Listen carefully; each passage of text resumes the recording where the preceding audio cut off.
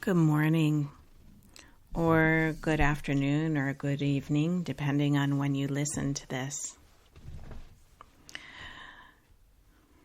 I was thinking about Lee's talk that he gave last week, and he told this funny and beautiful story about a cat he once had, or a partner of his once had, and how the cat ran up the tree, and ultimately the story was about how Lee eventually figured out how to get this cat down. And if you haven't listened to his talk, I highly recommend it. It made me laugh out loud, and at the same time that it was making me laugh, it was so profound in the message about how we are okay and how all we need to do is remember to be aware and see that we're actually okay in the midst of everything.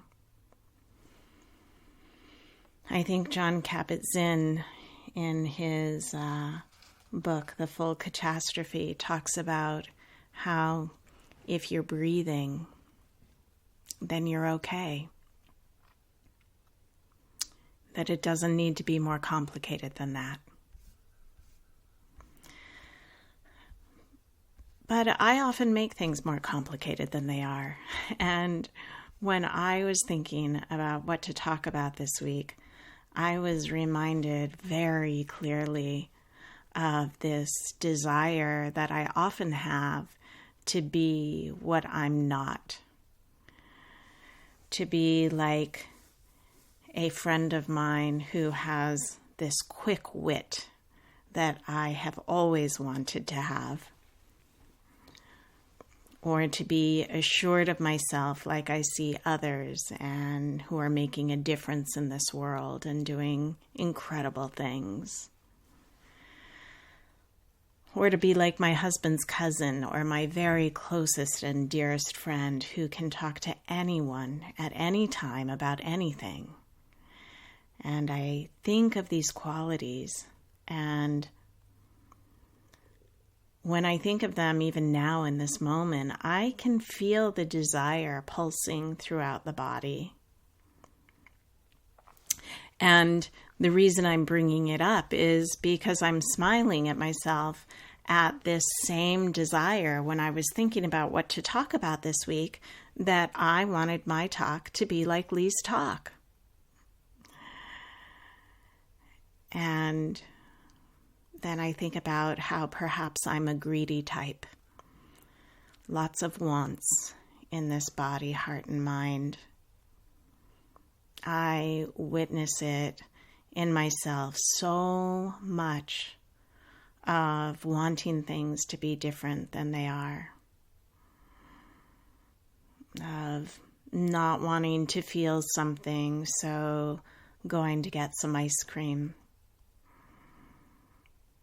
Sometimes this wanting, it comes in the form of me wanting to be different than I am.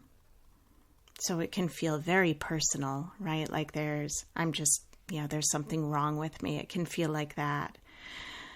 But it can even happen on when it's rainy out and I want it to be sunny.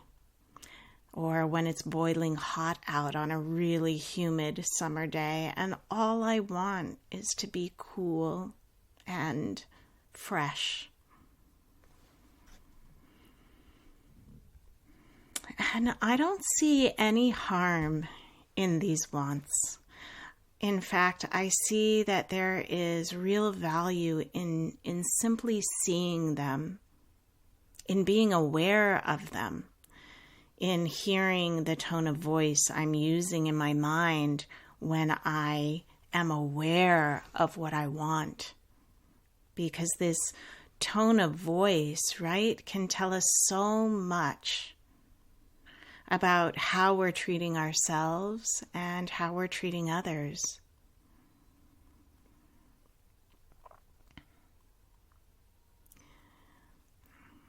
And I think about this, especially right now in this particular moment in time that each of us is living in. I mean, I imagine that every one of us could make a list of many things that we want to be different than they are in this moment of March 2020. This moment, right, like any other moment that will never happen again, and yet how unique does this moment in time feel? I've been thinking that this is a moment in time that my own children will use as a marker, as many people used with John F. Kennedy's assassination or Martin Luther King's or 9/11. There is life before and there's life after. And I wonder sometimes if it will be like that for this younger generation.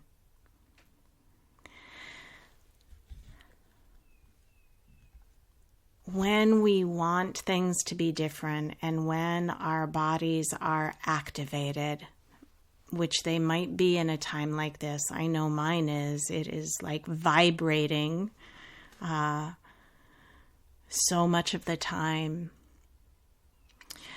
And that vibration, that activation that we feel, it can narrow our vision. Our own nervous systems have the ability to narrow our vision so that all we see is what we want to be different. All we see is what we can't stand, what we can't handle, what is wrong. And of course our nervous systems would do that because that's what they're designed to do to keep us alive. And yet this is the profoundness of what Lee was talking about last week, of how all it takes is a moment of seeing, of looking. And we can become aware. And I think of it in this way of wanting things to be different. When we can become aware of that wanting, of wanting things to be different than how they are. I want to go shopping. I want to go sit in a restaurant with my friend and enjoy a good meal and a cup of coffee.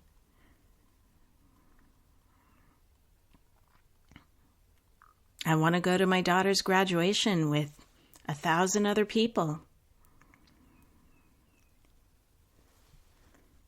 And if I can hold all of that gently and kindly, that it is normal for me to want things to be different, that this is part of humanity. Part of being human is that we want things to be different. And if I can allow myself that generosity of spirit, that there is nothing wrong with me for wanting things to be different, then it can give my nervous system a chance to back off and at the same time start to see the beauty of what actually is right in front of me. I do this each morning. I kind of challenge myself when I go out to let the dogs out and it's way too early and it's still dark and the light is on in my backyard, and I look up at the sky and I can see the contrast of the bare limbs of the trees with the dark night of the sky. And so even at the same moment that I'm saying it is way too early to be up and I don't want this, I want to be in bed, I'm also looking at the beauty, like the supreme beauty of this sky. And the messiness of life allows us to hold both. When my nervous system can back off the activation, when it can remember that this is part of humanity, I can remember the kindness of a friend saying, let's get together on FaceTime and have a cup of coffee together. Or my college friends making a group chat and putting a silly puzzle on there and saying, let's do this together. Or the silence of the family sitting on the couch and everybody doing their own thing. We're not even talking. And yet I can look around. Or the dogs cuddling right next to me. And I'm not saying any of these things to deny the real tragedy of what's happening in the world today. I mean, it is there, and I'm reading about it and watching it as much as many others. And I know if I only see the tragedy, I think I might die of sadness. I think I will break. I cannot only stay there. I can't. And so what's the alternative? The alternative for me is to hold both. The sadness with the beauty, no matter how small that beauty is.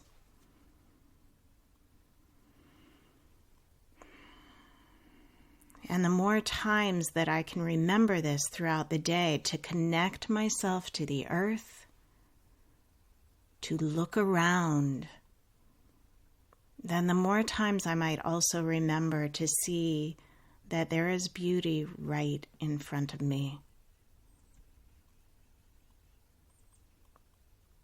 All I have to do is remember, remember, remember.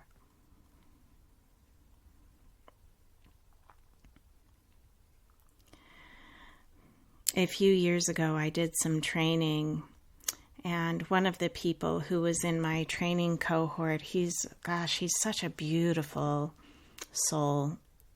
Really, you know, when you meet someone and you just know they're a wise soul. And he expresses it in his writing, and every once in a while on Facebook, he will share something that he's written, and I'm going to share with you something that he wrote about a week ago when our world seemed to be changing in an instant. So his name is David Cohn, and here's what he shared. I feel like getting on my rooftop and yelling through a megaphone that can be beamed into every annoyed, irritated, weary, stressed, scared, struggling person's heart space. What we humans are doing is breathtaking and so profoundly beautiful. We are taking extreme measures to protect the vulnerable. And in the process, we're sacrificing routine, comfort, predictability. We're often losing planned vacations and trips, income, entire businesses, savings. We are homeschooling our kids without backgrounds in education. Weddings and many other significant milestone celebrations are being postponed, canceled, or happening hastily and not as desired and planned. We are tolerating boredom, anxiety, stress, frustration, pain, fear. And across the planet, humans everywhere are doing this to protect the vulnerable. So remember this. Tell this to yourself each morning. Tell it to your children, to your partners. This beautiful, tender, universally collective act of care, consideration, kindness, and generosity. And perhaps the vulnerable are actually the ones protecting us. May we be healthy and safe. So again, my thanks to this wise soul, David Cohn. And let's sit for a few moments.